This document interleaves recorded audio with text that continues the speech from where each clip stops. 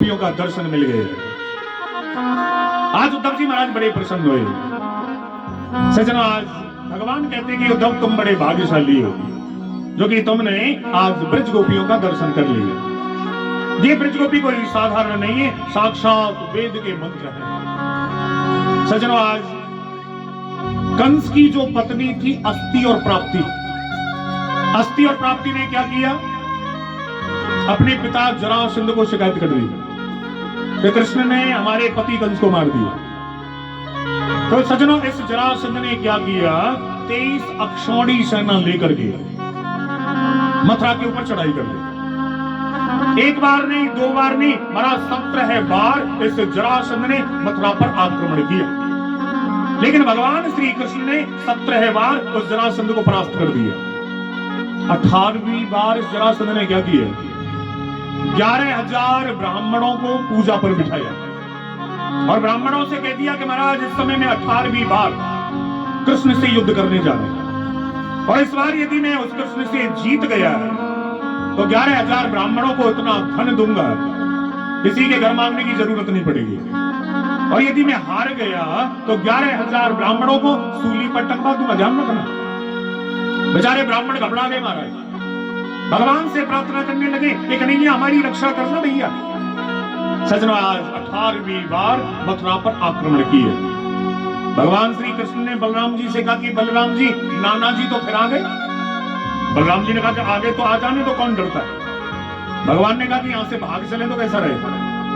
बलराम जी ने कहा कि कन्हैया कैसी बातें कर रहे हो, हम लोग चंद्रवंशीय क्षत्रिय राजा हैं, यदि हम यहाँ से भागेंगे तो महाराज हमारा यहाँ बदनामी हो जाएगी, सब लोग हमसे रण छोड़ कहेंगे। भगवान ने कहा कि दाऊ भैया, माखन छोड़ तो सभी लोग कह देते हैं, चीर छोड़ तो सभी लोग कह देते हैं, रण छोड़ और से। मैं नहीं चाहता कि मेरी वजह से उन 11,000 ब्राह्मणों को कोई कष्ट हो। सजना, आज भगवान ने ब्राह्मणों के लिए ये भी स्वीकार की है। आज भगवान 18वीं बार महाराज जरासंध के सामने से भाग गए। आज जरासंध अल्लाह कर रहा है, अरे ये तो भाग गया, ये तो रण छोड़ है। सजनो, भगवान का एक नाम रण छोड़ रहा है पड़ गया। बोलिए रण छोड़ रहा है भगवान की। भगवान एक पहाड़ पर चढ़ गए। जरासंध ने क्या किया? पहाड़ के चारों तरफ आग लगवा दी महाराज। भगवान श्री कृष्ण समुद्र के किनारे पर पहुंच गए और समुद्र के किनारे पर जाकर के विश्वकर्मा जी को याद किया। विश्वकर्मा जी ने एक ही रात में सोने की द्वारकापुरी का निर्माण कर दिया और जितने भी यदुवंशी महाराज वहां मथुरा में रह गए थे, सोते हुए यदुवंशियों को भगवान ने द्वारका में बुला लिया। आज महाराज एक रेवत नाम के राजा थे, उनकी बेटी का नाम था रेवती। बलराम जी का विवाह रेवती के साथ में हुआ। भगवान श्री कृष्ण ने विचार किया कि हम द्वारका के राजा बन गए, हमारे बड़े भैया बलराम जी का विवाह हो गया, अब तो हमारा विवाह होना चाहिए। तो सज्जनों, कुंदनपुर में एक राजा हुए जिनका नाम था भीष्मक। भीष्मक राजा के 4 पुत्र थे महाराज। बड़े पुत्र का नाम था रुक्मी, लेकिन महाराज के घर में कोई कन्या नहीं थी। आज महाराज ने तपस्या की तो महाराज आज समुद्र में कमल के फूल पर एक कन्या मिल गई। भीष्मक राजा ने कन्या को गोदी में लिया और रानी की गोदी में डाल दिया। रानी से कहा कि विधाता ने हमें कन्या दे दी। सज्जनों, आज उस कन्या का नाम रुक्मणी रखा गया। आज भीष्मक राजा ने यह मन में संकल्प किया कि अपनी पुत्री रुक्मणी का विवाह मथुराधिपति श्री कृष्ण के साथ में करूंगा। लेकिन भगवान फिर मथुरा से द्वारका में आ जाते। लेकिन सज्जनों, आज पढ़ा लिखा करके रुक्मणी जी को बड़ा विद्वान बनाया।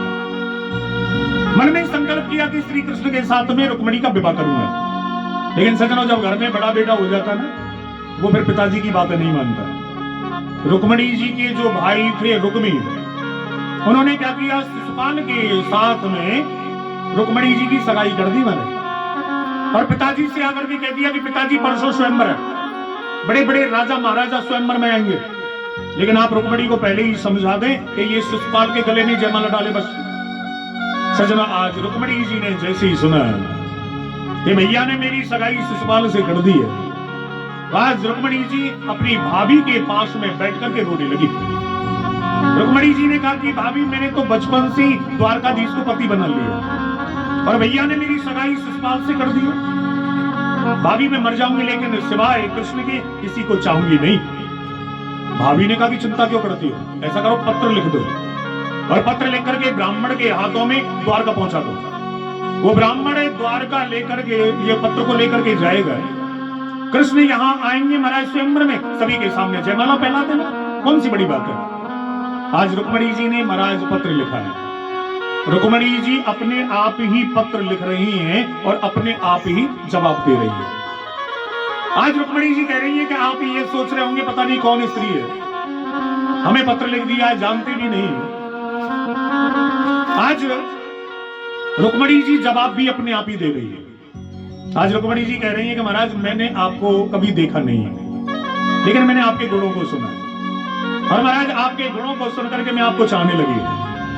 महाराज मेरा निवेदन है आप यहाँ आए और मुझसे विवाह करें, क्योंकि जो वस्तु शेर को मिलनी चाहिए उसे कोई सियार ले जाए, बड़ी शर्म की बात है। रुक्मणी जी ने यह भी लिखा कि आप ये सोच रहे होंगे कि अंतपुर में तुम रहती हो, मैं तुम्हें लेने कैसे आऊंगा। तो रुक्मणी जी ने जवाब भी लिखा। रुक्मणी जी कह रही है कि हमारे यहाँ नियम है कि जब बेटी का विवाह होता है तो गांव से बाहर मंदिर में बेटी पूजा करने जाती है। मैं भी पूजा करने जाऊंगी। महाराज आप ऐसा करना, वही मंदिर पर मिल जाना और वहीं मैं आपके गले में जयमाला डाल दूंगी, लेकिन आपके सिवाय मैं किसी से विवाह नहीं करूंगी। रुक्मणी जी ने पत्र लिख करके ब्राह्मण को दे दिया, और महाराज वो ब्राह्मण देवता द्वारका में गया और द्वारका में जाकर के भगवान श्री कृष्ण को पत्र दिया। भगवान ने वो पत्र पढ़ा, और पत्र पढ़ करके भगवान ने पंडित जी को रथ में बिठाया, और रथ में बिठा करके भगवान स्वयं रथ चला रहे हैं और महाराज कुंदनपुर के लिए आ रहे हैं। लेकिन सामने से बलराम जी महाराज आ गए। अब बलराम जी को देखते ही कन्हैया के हाथ से महाराज घोड़े की लगाम छूट गई। पंडित जी ने कहा कि कन्हैया क्या हुआ। कन्हैया ने कहा कि पंडित जी हो गया विवाह। पंडित जी कहने लगे अरे हुआ क्या, आखिर बात क्या हो गई। कन्हैया ने कहा कि बड़े भैया आ गए सामने से, अब इनसे कैसे कह के विवाह करने जा रहे हैं। सजनो आज बलराम जी ने कन्हैया से पूछा अरे कन्हैया कहाँ जा रहे हो। कन्हैया ने कहा जी वही जा रहे हैं। बलराम ने कहा कोई नाम तो होगा जगह का, कहाँ जा रहे हो। कन्हैया ने कहा नहीं वहीं जा रहे हैं। कन्हैया ने कहा अरे बलराम ने कहा कि कन्हैया अरे नाम तो बताओ जगह का, कि जा कहाँ रहे हो। पंडित जी ने कह दिया कि जा कहाँ रहे, कुंदनपुर जा रहे हैं। बलराम जी समझ गए ओ कुंदनपुर में तो रुक्मणी का स्वयंवर है। अरे मैं तो सोच रहा था कि मेरा कन्हैया भी छोटा है, ये तो बहुत बड़ा हो गया, जाना भी चाहिए। मेरा कन्हैया तो करोड़ों में एक है महाराज, जाना चाहिए। लेकिन आज बलराम जी ने सेनापति को इशारा किया, सेना को इशारा किया कि मेरा कन्हैया अकेला जा रहा है, और उस स्वयंवर में शिशुपाल बड़े बड़े राक्षस दुष्ट लोग आएंगे, कहीं मेरा कन्हैया अकेला ना पड़ जाए, ध्यान रखना। ऐसा भगवान के प्रति बलराम जी का प्रेम, भाई के प्रति। सजनों आज भगवान कुंदनपुर में आए, भीष्मक राजा ने स्वागत किया भगवान का। लेकिन आज रुक्मणी जी महारानी जा रही है पूजन करने के लिए।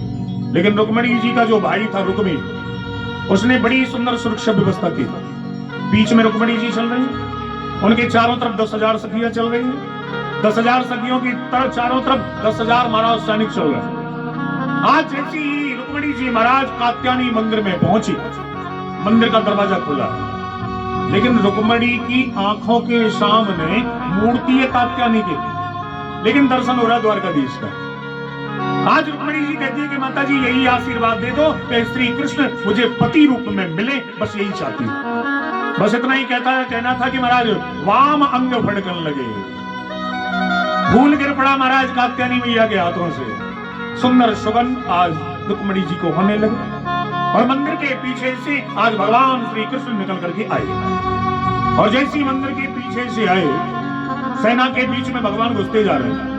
एक सैनिक ने कहा कहिए किससे मिलना है, लेकिन दूसरा सैनिक बोला कि ओ कोई राजकुमार दिखाई दे रहा है, आज इसको जाने दो। सज्जनों आज भगवान जैसी सेना के बीच में जाने लगे, एक सैनिक ने कहा कि ओ इनकी चरण पादुकाएं देखो कैसी है, सोने की है। एक ने कहा कि चरण पादुका क्या देखते हो, इनका हार देखो, हार में भी हीरे लगे हुए हैं। एक सैनिक ने कहा कि हार क्या, इनका खुद का मुकुट देखो, सोने का मुकुट है, उसमें भी हीरा जवाहरात लगे हुए हैं।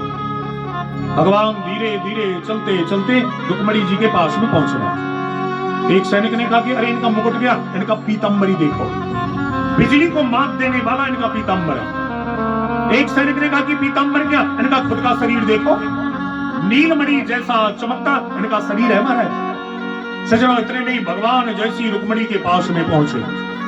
आज रुक्मणी महारानी ने भगवान के गले में जयमाला डाल दी। बोलिए द्वारकाधीश भगवान की। भगवान रुक्मणी को गोदी में लेकर के रथ की ओर चले। तो एक सैनिक ने कहा ओ इनकी चाल देखो, ऐसा लगता है जैसे कोई उन्मत्त हाथी मस्ती में झूमते हुए जा रहा है। आज भगवान रुक्मणी को गोदी में लेकर के महाराज रथ में